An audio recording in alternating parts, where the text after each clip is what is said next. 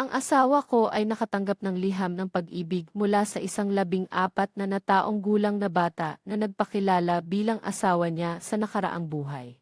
Sumulat siya ng kabuuang 79 na pahinang liham ng pag-ibig. Ate, hintayin mo akong lumaki, tiyak na pakakasalan kita. Kami ng asawa ko ay nagtawanan.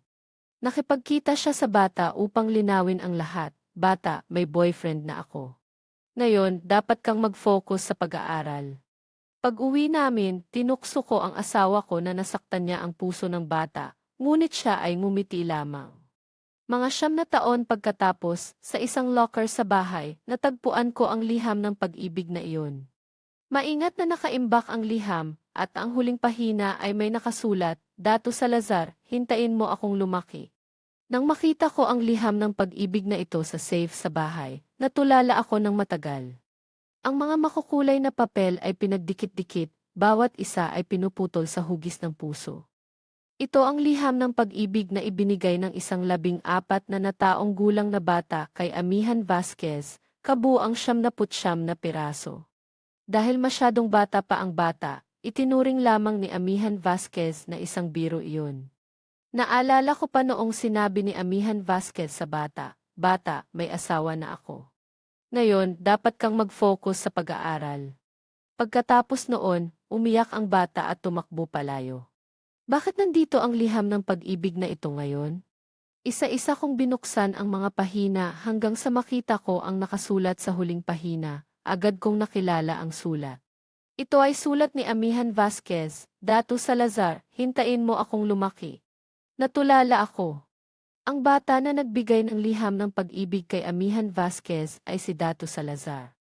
Walang laman ang isip ko. Buzzing.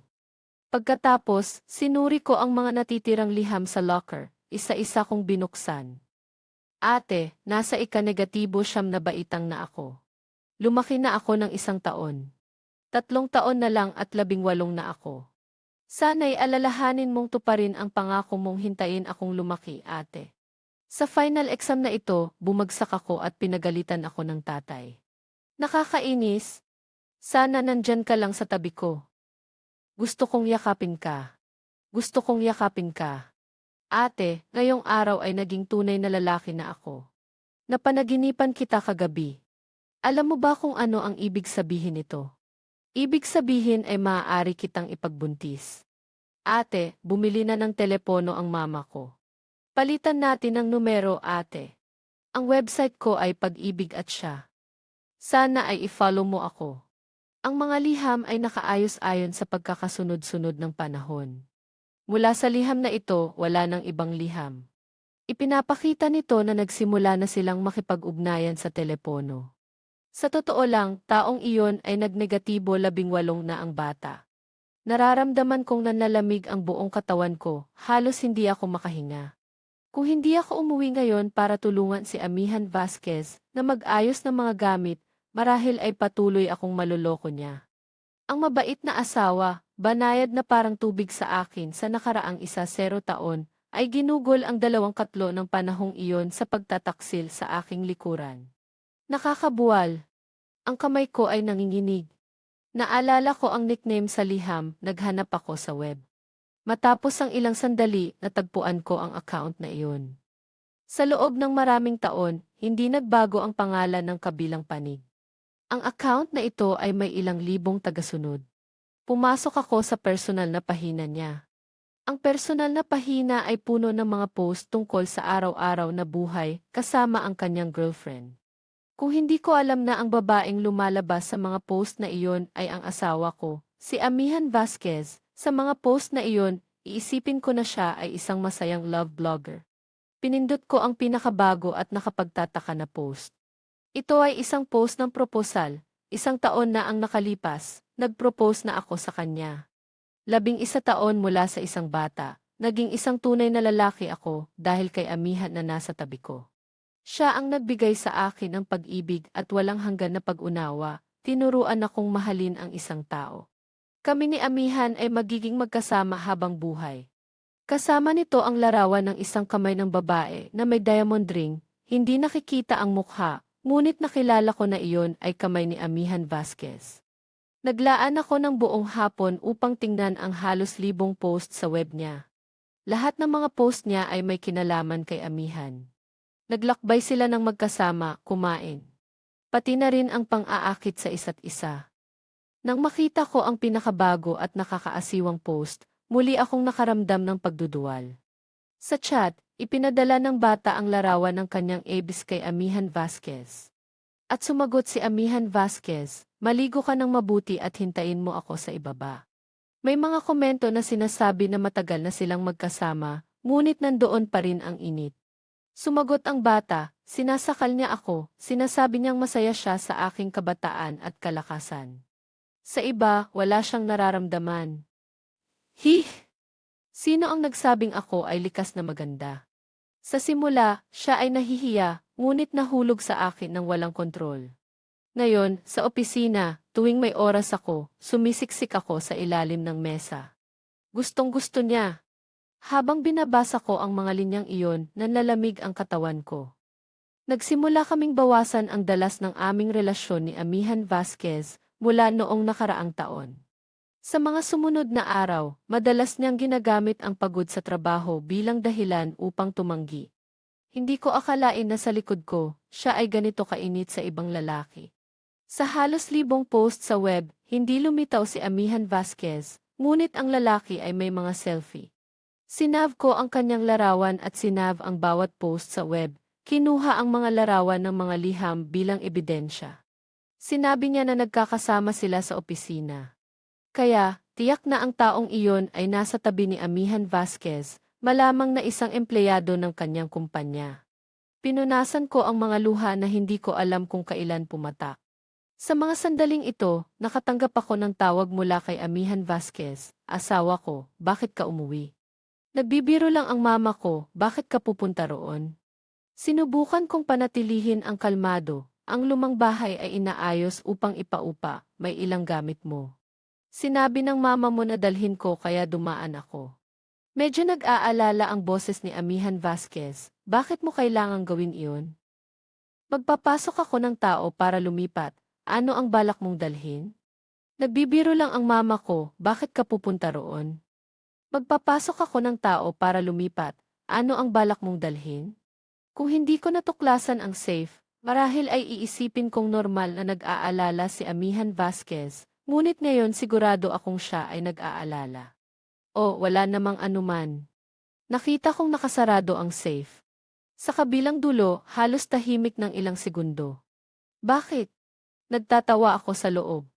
"Wala, gusto ko lang malaman kung ano ang nasa loob." "Baka may halaga?" "Nakikita mo bang nakasarado ang safe?" Sa totoo lang, nang dumating ako, hindi naman nakasarado ang safe. Iniisip ko lang na matagal nang hindi pumunta si Amihan Vasquez, kaya nakalimutan iyon. Tila, huminga siya ng maluwag, wala namang anuman, ilang walang silbi na dokumento lang, "Hayaan mo na lang, ako na ang bahala sa susunod." Tumango ako, pinapababa ang boses, "Asawa ko, hayaan mong sunduin kita, tapos na ako sa trabaho." Tumanggi ako, hindi na kailangan, ako na lang ang magmamaneho. Pagdating ko sa bahay, nakapagluto na si Amihan Vasquez, nakasuot ng apron at tinawag akong kumain. "Asawa ko, halika na at kumain, nagluto ako ng chicken wings na may coca. Gusto mo iyon?" Nakita ang magandang mukha ni Amihan Vasquez, ang kanyang mahinahon na anyo, hindi ko maisip na ang taong ito ay gumawa ng ganitong nakakasuklam na bagay. Hindi na kailangan, kumain na ako sa labas, hindi ako nagugutom. Lumapit si Amihan Vasquez at niyakap ako, "Bakit? Hindi ba masarap ang luto ko, bakit ka lumabas kumain?" "Wala, nagugutom lang ako kaya kumain ng kaunti sa labas." Mukhang napakaganid. Nanginig ako. Susunod na linggo ang anibersaryo ng kasal natin. Ano ang gusto mong gawin? Ano ang gusto mong gawin? Anibersaryo ng kasal. Nakalimutan ko na. Mukhang malungkot si Amihan Vasquez. Pasensya na, nitong mga nakaraang araw, naghiwalay ang kuya ko, gusto niyang lumabas para maglibang, nangako akong sasama sa kanya sa Thailand ng ilang araw. Nangako na ako sa kanya? Wala na akong magagawa. Nangako na ako sa kanya? Balak kong sabihin sa iyo, Ngunit hindi ako makakasama sa anibersaryo ng kasal. Hintayin mo akong bumalik, pwede tayong mag-celebrate pagkatapos, okay lang ba? Mukhang hindi masaya si Amihan Vasquez. Patuloy akong humingi ng tawad, saka siya nag-uon ng may pag-aalinlangan. Sige na, sana masaya ka. Kinuha ko ang dahilan na gusto kong magpahinga at bumalik sa kwarto. Pagkatapos ay agad na tumawag kay Talas Cruz at sinabi sa kanya na lumipat siya sa akin. Inutusan siyang huwag ipaalam ang anumang bagay. Agad na pumayag si Talas Cruz at nagtanong kung bakit ko kailangang gawin iyon. Sinabi ko sa kanya ng seryoso, huwag mong sabihin ito sa sinuman, hintayin mo akong dumating sa iyo, ikukwento ko ang lahat. Si Talas Cruz ay matalikong kaibigan mula pagkabata, kaya tiwala ako sa kanya. Sinabi ko kay Amihan Vasquez na aalis ako sa susunod na araw. Sinabi ko ng maaga upang hindi na ako makasama sa kanya. Natatakot akong hindi ko kakayanin. Kinabukasan, nag-empake ako ng mga gamit at dumiretso sa kumpanya ni Amihan Vasquez. Bihira akong pumunta sa opisina. Kahit na nandyan siya, nakaupo lang siya sa sasakyan at hindi makialam sa kanyang mga empleyado, pero sa pagkakataong ito, hindi ko siya binalaan. Paglabas ko mula sa elevator, nakita ko ang lalaking nakipaglandian kay Amihan Vasquez. Nakatayo siya sa reception, naglalaro ng cellphone, at ang kanyang hitsura ay masigla, nakaistilo, may suot na headset, isang gwapong binata. Nanlumo ako. Nakita rin niya ako, may takot sa kanyang mukha sa loob ng isang sandali. Lumakad ako papunta sa kanya, nakita ko ang pangalan sa kanyang damit, Dato Salazar. Tumingin ako sa kanyang mukha. Mukhang nagulat siya. Nasaan ang boss mo? Si Dato Salazar ay namutla. Nasa opisina siya. Tumingin ako sa kanyang mukha na may pagdududa. Mukhang pamilyar ka, nagkita na ba tayo dati? Si Dato Salazar ay nagulat sa loob ng isang sandali, ngunit nagpakalma, tumayo at nagsabi, kayo po ba si Ginoong Makisig Castillo? Marahil nakita niyo ako nang pumunta kayo sa opisina. Umiti ako ng bahagya, ang gwapo mo. May date ka ba mamaya kasama ang girlfriend mo? Tumango si Dato Salazar, may kaunting pagmamalaki sa kanyang mga mata, kakain kami ng French food. Wala akong sinabi, lumiko ako at naghanap kay Amihan Vasquez. Si Amihan Vasquez ay umiinom ng kape sa opisina. Nang makita ako, nagulat din siya, bakit ka nandito? Bakit hindi ka naghintay sa akin? Ang ngiti ni Amihan Vasquez ay medyo pilit. Wala, kasi anong nangyari? Hindi ka ba maglalaro ng tennis kasama si Talas Cruz ngayon? Bukas na ako aalis. Miss na kita, asawa. Mamaya ay kakain tayo. Hinawakan ko ang kamay ni Amihan Vasquez. Nag-atubili si Amihan Vasquez ng kaunti, ngunit sa wakas ay tumango. Anong gusto mong kainin? Ngumiti ako, French food. Nagtigas ang mukha ni Amihan Vasquez, pagkatapos ay ngumiti at sinabi, sige. Siyempre, umalis si Amihan Vasquez ng maaga kasama ko pababa. Bago umalis, nakita ko si Dato Salazar sa reception kaya sinadyang huminto. Salamat sa mungkahi. Mamaya ay kakain din kami ng French food ng asawa ko. Sana mag-enjoy ka sa date mo. Pagkatapos sabihin iyon, hindi ko na inisip si Dato Salazar na may mukha na parang gustong pumatay at nagpatuloy na lumakad. Habang kumakain ng hapunan kasama si Amihan Vasquez, ako'y abala sa pagtingin sa web ni Dato Salazar. Totoo nga, nag-post siya ng isang reklamo, nakakainis na matanda. Bakit siya nandito? Nakakainis na matanda. Bakit hindi na lang siya mamatay? Sa ibaba, may fan na nagtanong kung ano ang nangyari, pero hindi sumagot si Dato Salazar. Habang kumakain, patuloy na tumunog ang telepono ni Amihan Vasquez. Pumunta ka na, baka mahalaga ang tawag. Nag-aatubiling tumango si Amihan Vasquez. Pupunta lang ako sa banyo saglit. Nang umalis siya, sumunod din ako. Sa pintuan ng banyo, narinig kong kausap ni Amihan Vasquez si Dato Salazar sa telepono. Honey, huwag ka nang magalit, kasalanan ko ito. Bukas aalis na siya, makakasama kita, okay ba? Huwag ka nang magalit. Matagal na pinakalma ni Amihan Vasquez si Dato Salazar bago sila natapos sa pag-uusap. Tahimik akong umalis. Pagbalik sa aming pwesto, matapos kumain, marahil dahil sa kaguluhan ni Dato Salazar, Nagdahilan si Amihan Vasquez na may mahalagang bagay sa kumpanya, inihatid ako pa uwi at nagmadaling umalis.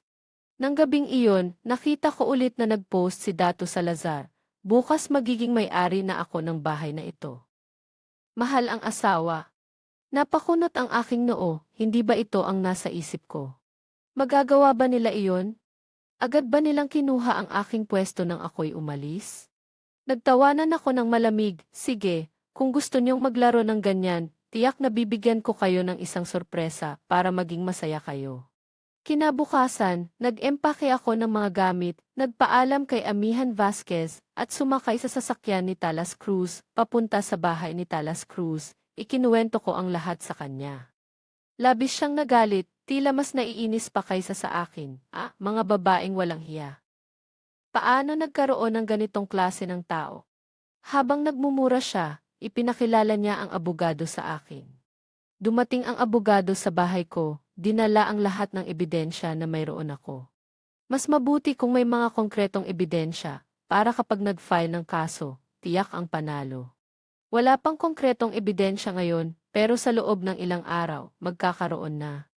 Nang gabing iyon, umalis ako, talagang dinala ni Amihan Vasquez si Dato Salazar sa bahay ko. Napansin kong iyon ang kurtina ng bahay ko sa larawan na ipinost ni Dato Salazar. Sama-sama na kami ng higit sa 10 taon, sa wakas ay naging may-ari na ako ng bahay na ito. Sa ibaba, nagkomento ang mga netizen na bumabati, akala nila lumipat sila sa bagong bahay at nagdiriwang. Sige, kung naglakas loob kayong gawin ang ganyan sa bahay ko, tiyak na magdadagdag ako ng langis sa apoy. Gumamit ako ng peking larawan upang mag-text kay Amihan Vasquez araw-araw. Sa mismong araw ng anibersaryo ng kasal namin ni Amihan Vasquez, isa-isa kong tinawagan ang mga magulang, kapitbahay, katrabaho, at kaibigan ni Amihan Vasquez. Ngayon ang anibersaryo ng kasal namin ni Amihan Vasquez. Tulungan niyo akong gumawa ng sorpresa para sa kanya. 1 oras lang akong nagtipo ng lahat dahil natatakot akong isiwalat nila ang lihim. Sa kanila, ang mga magulang at kaibigan ni Amihan Vasquez ang pinakamahilig magbunyag. Hawak ko ang kamay ng ina ni Amihan Vasquez. Huwag mong sabihin kay GTV, matagal ko nang pinaplano ito, gusto kong gumawa ng sorpresa para sa kanya. Mumble ng ina ni Amihan Vasquez, alam ko na, alam ko na. Ang mga kabataan ngayon ang daming kalokohan. Kung gusto niyong magdiwang na lang, bakit kailangan pang magpanggap? Umiti ako ng pilit, inay, patayin niyo na ang telepono. Nakaayos na ang sasakyan, aalis tayo mamaya. Ayon sa aking hiling, lahat ng tao sa sasakyan ay pinatay ang kanilang mga telepono para sa masayang usapan. Pinagsabihan ako ng mga magulang ni Amihan Vasquez na nag-aaksaya ako ng pera. Tahimik akong tumingin sa labas ng bintana. Matagal na akong kasama ni Amihan Vasquez, palaging iniisip ng mga magulang niya na hindi ako karapat-dapat sa kanya. Kami ni Amihan Vasquez ay isang mag-asawa na may mataas na kita, ngunit walang anak. Ito rin ang dahilan kung bakit madalas silang nagrereklamo tungkol sa akin. Naniniwala sila na hindi ako makapag-anak. Ang pinakamasakit para sa akin ay gusto nilang ipakilala ang ibang tao kay Amihan Vasquez para magpakasal. May nakahanap na sa panig ng lalaki. Nang malaman ito ni Amihan Vasquez, labis siyang nagalit at dinala ako upang lumipat mula sa bahay ng kanyang mga magulang. Bago ko pinlano ito, naisip ko kung kailangan bang mag-ingay ng ganito. Pero naisip ko rin na si Amihan Vasquez ay niloko ako sa loob ng mahabang panahon. Lahat ng pagmamahal ko, ang buong mundo ng aking kalooban ay para sa kanya. Paano ko maibabalik ang mga pinsala ko sa simpleng paghiwalay? Ang sinungaling ay dapat lumunok ng 1,000 karayom. Kung may natitirang konsensya si Amihan Vasquez, ang araw na ito ay dapat isang simpleng sorpresa.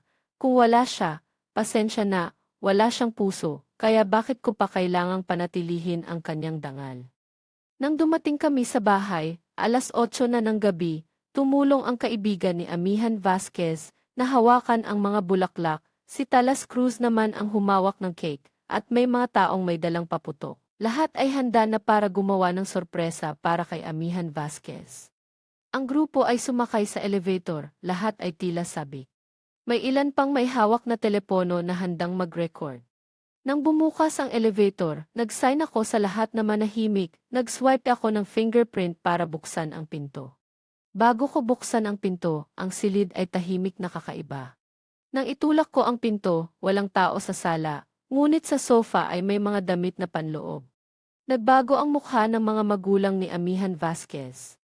Walang tao sa sala, ngunit mula sa silid tulugan ay may naririnig na ingay. Itinuro ko ang pinto, nag-sign ng katahimikan. Nang pumasok kami sa silid tulugan, sa dining table sa kusina ay may natirang pagkain at 2 baso ng alak. Lahat ay nagpapakita na may 2 tao sa bahay na ito. Ang luya ay lalong matamis habang tumatanda. Agad na napansin ng mga magulang ni Amihan Vasquez ang kakaibang sitwasyon. Nang malapit na ako sa silid tulugan, tinawag ng ina ni Amihan Vasquez nang nanginginig ang boses. Anak, nandito na kami. Gusto ni Makisig Castillo na gumawa ng sorpresa para sa iyo, bumangon ka na. Lahat ng tao sa paligid ay nagulat. Ibinaba ko ang hawakan ng pinto, ngunit nakalock ito. Agad na nagkunot ng noo si Talas Cruz, sinabi ng ina niya na sorpresa, bakit siya nag-lock ng pinto? Hindi mabuksan ang pinto, wala akong ibang magawa kundi kumatok, naghihintay na buksan ni Amihan Vasquez. Matapos ang kasiyahan, unti-unting may nakapansin ng kakaibang sitwasyon. Mga 5 minuto ang lumipas, binuksan ni Amihan Vasquez ang pinto. Nakapajama siya, may nakapanginginig na mukha. Umiti ako sa kanya, Amihan Vasquez, maligayang anibersaryo ng kasal. Inilapit ko ang cake sa kanya, si Talas Cruz ay maihawak na bulaklak at gustong pumasok sa silid. Lumabas ka, magulo ang silid. Naguluhan si Amihan Vasquez at gustong itulak si Talas Cruz palabas. Asawa, bakit hindi niyo sinabi na nandito na kayo? Wala pa akong naihanda. Hindi nagbago ang aking mukha, syempre, para gumawa ng sorpresa para sa iyo. Bakit hindi mo ito naisip? Tumataas ang boses ni Talas Cruz, ano ang kinakatakutan mo? Bakit hindi mo kami pinapayagang pumasok? May sikreto ka ba sa loob ng silid mo? Nagbago ang mukha ng ina ni Amihan Vasquez. Muli, nagalit si Talas Cruz, ano ang ibig mong sabihin? Makisig Castillo, ito ba ay sorpresa o panggugulo? Naghanap ka pa ng ibang tao para akusahan ang anak ko. Nanlalamig ang aking mukha, ano ang inakusahan niya kay Amihan Vasquez? Ang ina ni Amihan Vasquez ay namumula at hindi makapagsalita. Hinila ako ng ama ni Amihan Vasquez at sinimulang makipag-usap. Tama na, araw ito ng kasiyahan, Vasquez, lumabas ka na, masyadong maliit ang silid, lumabas tayo at hatiin ang cake. Tama, araw ito ng kasiyahan, asawa, lumabas tayo at maghiwa ng cake. Itinulak ko ang kamay ng ama ni Amihan Vasquez, tumingin ang diretsyo sa mata ni Amihan Vasquez, ngunit kailangan kong pumasok sa silid. Pagkatapos ng salitang iyon, tila nag-freeze ang paligid. Hindi ko pa kailanman nakita si Amihan Vasquez na ganito ka-nervous. Para siyang nawawala sa sarili, ang ngiti niya ay mas masakit tingnan kaysa sa pag-iyak. Asawa, maraming tao, paano magkakasya ang lahat sa silid? Hindi ko mapigilang tumawa, Amihan Vasquez, sa silid ko, hindi ba ako pwedeng pumasok? Makisig Castillo, ano bang kaguluhan ito? May sakit ka ba? Kailangan mo bang gawing mahirap ang anak ko? Lumabas ka, lahat lumabas, hindi na pwedeng ipagpatuloy ang anibersaryo ng kasal na ito. Nagsimula ng paalisin ng ina ni Amihan Vasquez ang mga tao, gustong palabasin ang lahat ng kamag-anak at kaibigan. Agad na nagsalita ang kaibigan ni Amihan Vasquez, sige na, aalis na kami, hindi na kami makikialam sa inyo. Napansin din nilang hindi ito isang simpleng sorpresa, ang kanilang mga mukha ay komplikado at gusto pang makialam. Huwag magmadali, hindi pa nga nahahati ang cake at nagmamadali na kayong paalisin ang mga tao. May ginagawang masama ba? Si Fong Bumay. TDA dendet liu dende vian, empty and vo hai events. Liu dende viam ron zay. Si Laiman if this IT, Kilenth, Milentati di sinichoin ni events. Tiki rande, ging ilandi elanth, sefai, ti sinichoin. Ilt NV and events vod city NTM, dan eki ti hai lat and ri, sauden ke adent set si hai na. S.E.D.T. Liu Din E. Vine Hong Mang. S.E.S.T. Lai De Alin Mies, Quai Ten Si Lai Sent Chuthua, and Vode. Tibay ka vo, ti fong adeu sa, ti tet indoy ka iliton bi kuti rend, kuvihiva ti vo vanidad, fo hosi. Isgises cha bizamnhan elan, yik and hiviri. Iis ka liu din e viam pisad fo ho, doig sans bay dud trong den strong. Pumasok ako sa silid, ang silid ay magulo, ngunit wala akong nakita na ibang tao, at wala ring damit ng lalaki. Hindi pa ako nakakalipas ng 1 minuto, hinila na ako ni Nanay Amihan Vasquez palabas. Tama na, nakita mo na, lumabas ka na. Nagkunot ang aking noo, kukunin ko lang ang jacket, medyo malamig. Pagkatapos ng sinabi iyon, lahat ay tumingin sa aparador sa tabi ng kama. Ang aparador ay napakalaki, ang pinto ay biglang maaaring magtago ng isang tao sa loob. Si Amihan Vasquez ay naguguluhan na lumapit, hayaan mong kunin ko para sa iyo. Hindi ako gumalaw, pinanood ko siyang buksan ang pinto ng aparador sa kabila, kinuha ang isa sa kanyang mga jacket at isinuot ito sa akin. Ayos lang ba? Maaari na tayong lumabas? Hindi na kayang pigilin ni Nanay Amihan Vasquez. Bahagya akong lumingon kay Amihan Vasquez sa tabi. Amihan Vasquez, mahal mo ba ako? Si Amihan Vasquez ay nanginginig, syempre mahal kita. Gaano kalalim ang pagmamahal mo? Ang pinakamamahal ko sa mundong ito ay ikaw. Bakit mo ako binigyan ng jacket na ito? Hindi ba alam mo na ang paborito kong jacket ay ang coat sa aparador? Iyon ang suot ko noong nag-propose ako sa iyo, sa isang napakahalagang pagkakataon. Gusto ko lang suotin ang jacket na iyon. Lumapit ako upang buksan ang isa pang pinto ng aparador. Sa pagkakataong iyon ay biglang bumukas ang pinto, at may lumabas na isang lalaki na nakasuot ng bathrobe. Walang saplot ang kanyang katawan, tanging bathrobe lamang ang suot. Ang bathrobe na iyon ay ang aking coat. Magulo ang kanyang buhok, ngunit ang kanyang mukha ay batang-bata at gwapo. Habang siya ay lumalabas, isinuot niya ang coat at ginulo ang kanyang buhok gamit ang kamay. Sa puntong ito, lahat ay nanahimik. Si Amihan Vasquez ay nanginginig, itinuturo siya, ikaw sino ka? Si Dato Salazar ay sumulyap kay Amihan Vasquez, huwag ka nang magpanggap, hindi mo ba nakikita na nahuli na siya? Tumingin muli si Dato Salazar sa akin. May bakas ng lipstick sa kanyang labi na kapareho ng kulay ng lipstick ni Amihan Vasquez. Makisig Castillo, huwag ka na ring magpanggap. Nakakasawa na. Noong huli kang pumunta sa opisina, nahuli mo na, di ba?